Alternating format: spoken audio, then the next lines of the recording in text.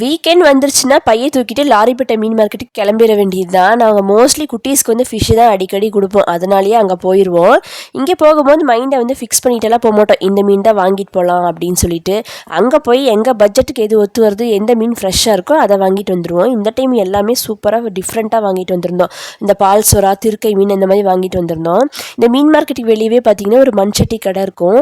Last time already வாங்கிட்டு போயிருந்தேன், ஒரு டைம் கூட குழம்பு வைக்கவே இல்லை, தெரியாமல் கை தவறி கீழே போட்டு லைட்டாக கிராக் விட்டுருச்சு.